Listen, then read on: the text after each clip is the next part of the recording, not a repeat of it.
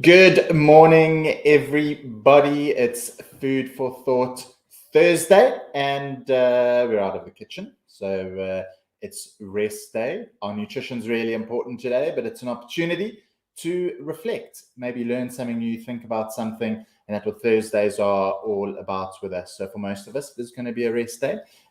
You might be catching up, but you're still logging your dots, getting your 3 out of 7. Three food photos to get your 5 out of 7. A little bit early, and I've only had one coffee. So good morning to whoever is here. Pop into the comments. Let me know how you guys are going. Leslie, good morning to you. This week we've themed things around mealie meal, maize meal, corn, and hopefully you've caught up with some of our recipes from Monday's meal prep that I did with our high protein mealie bread through to Tony's delicious Jeff Cook last night. And part of the reason is we want to highlight a slightly different grain. Maize, corn, being a type of grain, and it just adds a bit of variety to our diet. But today I wanted to chat about grains in general and varying them up and just giving you guys a little bit of background in terms of maybe why you might want to do it and challenge you to something new. So it's all about grains and what grains are. Start with the definition. Essentially cereals that have been cultivated and also legumes. So cultivated cereals and legumes. That's what falls into our group of grains. So when we're talking about grains, and in this session I'm talking about them, that's what they are. So some of the common ones might be wheat and all wheat products. So flour, bread, couscous, things that are made from wheat, pasta, and that's all obviously from a grain, and wheat is that grain, and it's the most common worldwide. And then other common ones might be things like, I've got a few of them here, rice, very common grain, good old oats, very common grain, things, other things like rye, and those are sort of the common ones, and we get a little bit more of them. Others that you might not have heard much about, things like millet and spelt and sorghum and buckwheat, and even quinoa and chia. All of these are grains, and we can actually see there's quite a sort of very varied amount of grains out there. We normally get stuck in having sort of the same one all the time. We might have our rice and we might have our oats, or it might be a wheat-based product, but we don't really veer too far from that. So hopefully just going to give you a little bit of inspiration to try a few different things and maybe understand why and they're different. And when we're choosing grains, maybe what we can look out for as well. Grains have been around for 10,000 years. We go back as far as that when we started sort of cultivating grains, and they've grown and changed over time. And we've even selectively bred different types of grains, and certain ones have just become a bit more prominent because they may be easier to grow, or they give us certain things. So, and that's okay, but they have been around for a while. And it's something that's part of our diet and something that shouldn't be demonized. Quite often we think, I need to cut grains out of my diet, and we hear these things that grains are bad for us, and we all go gluten-free because so-and-so posted something on it, and the risk is that we actually miss out on some really good things. So grains give us a couple things, fiber being one of them, and we know how important fiber is for blood glucose control. We know how important it is for gut health, and there's a lot of stuff happening in guts with us next month. So watch this space. We've got some exciting things there, and you'll be able to learn a little bit more about it all. But fiber is crucial, helps us lower cholesterol as well. So the one thing that stands out to me here is old Mr. Oats, high in soluble fiber. Lentils, a type of grain as well. They're high in soluble fiber, and they help us lower cholesterol. So good from a heart health point of view. So it's important that we get it for that. It's also a very good source of B vitamins. So our B vitamins are really rich in grains. And it's also a source of other sort of little nutrients, phytonutrients, different types of plant nutrients, and a source of protein. So our legumes are going to be a higher source of protein than our other grains like wheat or rye or couscous or quinoa or something like that.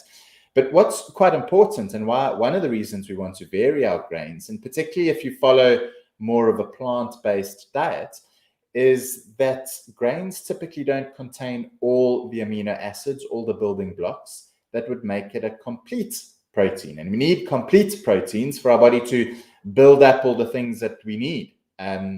We need to make sure we're getting all of our amino acids. And varying grains means we get a combination of them. So a good example here of what this might look like is lentils and rice. So grain and legume, these guys go together really well because on its own, one of these doesn't give us a complete source of amino acid. It's not a complete protein.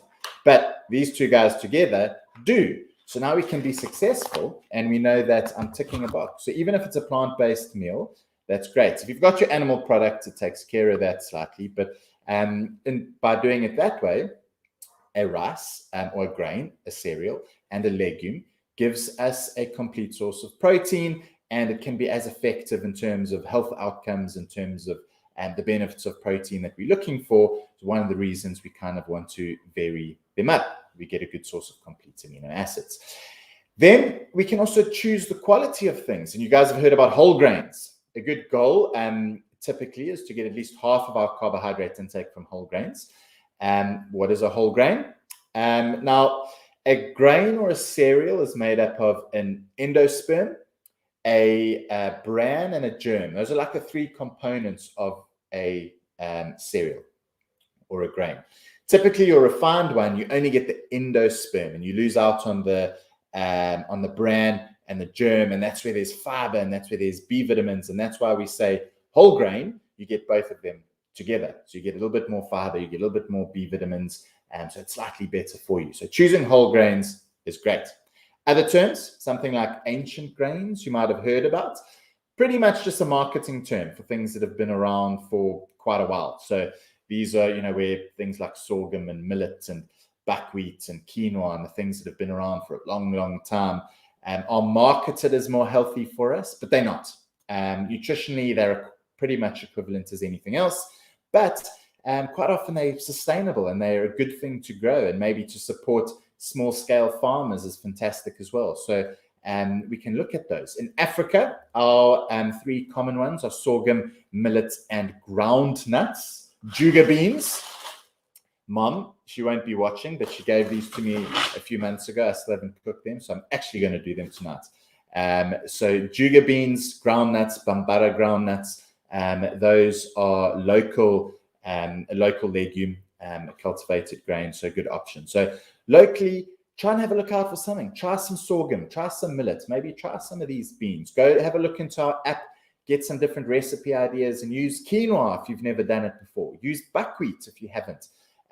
Gluten-free options as well between both of those if you need to do it. So varying up our grains means we're going to get different types of amino acids, different levels of fiber, different types of fiber as well, the different phytonutrients and B vitamins. If we're only doing one, if we're only doing wheat all the time, for example, we might be missing out on something. If we're never really getting legumes or pulses into our diets, we may be missing out on complementing things properly there. So try and get a variety in. My challenge to all of you for today on your rest day is either to find a recipe in Club that guides you on it, so search for one of those terms, or find something different. For me, ground nuts, I'm going to give them a go. I'm going to soak them overnight, and then we're going to stick them into the pressure cooker and make a little lovely chili, which is going to be delicious. So you've got a challenge to find a new grain today, try something different, have a crack, post it into Jeff Nourish, and let's have a see what we've got going on. It's important.